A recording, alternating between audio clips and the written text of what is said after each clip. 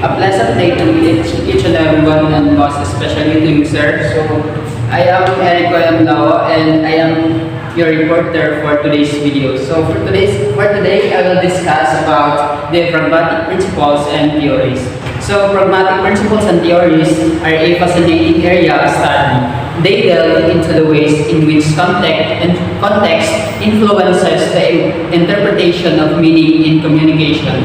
So under the pragmatic principles of theories, let's talk about the switch-up theory. So as for my introduction, the switch-up theory was introduced by Oxford philosopher J.L. Austin in the year 1962 in his well-known book of How to Do Things with Words, and further developed by an American philosopher J.R. Searle in the year 1969. The definition, speech up is a subfield of pragmatics that studies how words are used not only to present information but also to carry out actions. In simple words, action performed via utterances are generally called speech act. So for example, I have hungry expressed hunger, request for something to eat. And now let's move on to the use of speech act. We use term speech acts to describe actions such as asking questions, making requests, making promises, making threats, giving orders, and or giving advice. And now let's move on to the types of speech act. So, John Austin further distinguished three acts in one single speech. And now let's talk about if what is locutionary speech act. It is the literal meaning of the actual words. So, what is actually said by the speaker or words that are spoken, statements, questions, and etc. For example, the coffee tastes great. And now let's move on to another part of speech act, which is the illusionary speech act. It is the intention of the speaker when uttering words, or also stating an opinion, or making a promise or request, giving an advice or permission, or issuing an order or a decision. For example, and now let's move on to another type of speech act, which is the perlocutionary speech act. So perlocutionary speech act is the effect produced on the listener when they listen to locutionary act. This is the hearer's response. For example, I'll take you to Disneyland for your birthday.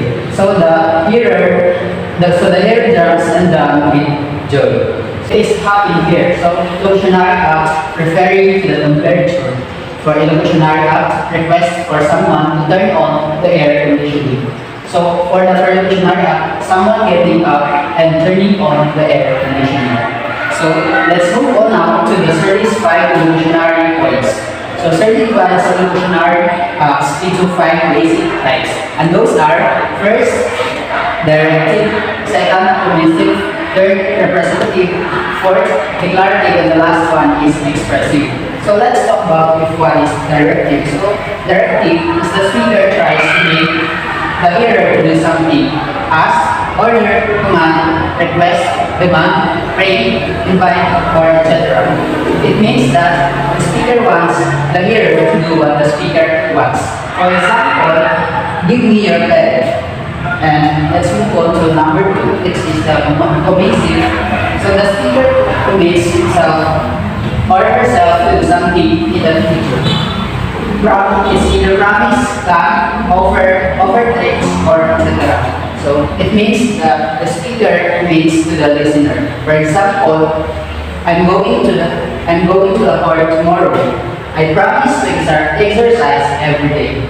And number 3 is the representative. So, what the speakers believe, predict, also called assertive. For example, the earth is round. The next one is the weather will be cold tomorrow.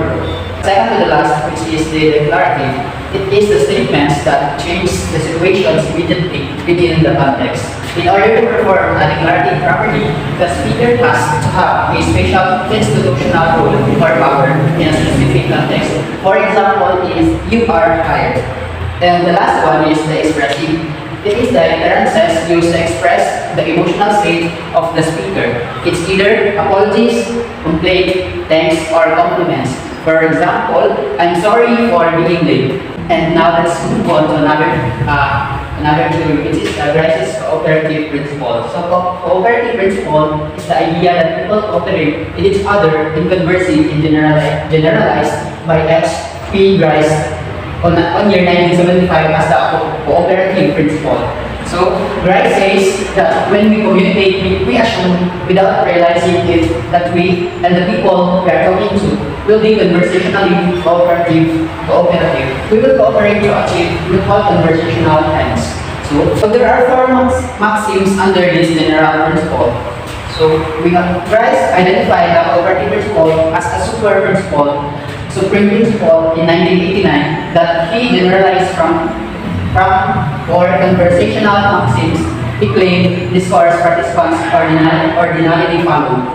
So according to Grice 1989-28 identifies the maxims as first, we have the quality, second, quantity, third, manner, and the last one is relation. And now let's talk about the last theory, which is the politeness theory by Brown and Levinson's politeness strategies. So politeness may be understood as a specific type of linguistic structure which expresses the speaker's attitude and are thus not explicable by semantic, but rather by pragmatic means. That is according to Euler 1996, page 59. A linguistic So that's the end of my interaction is report, and necessarily thank a you for social going interaction. through with my Thus, discussion. participants do not only convey meaning but also observe social rules, and their utterances are shaped also by social distance and closeness.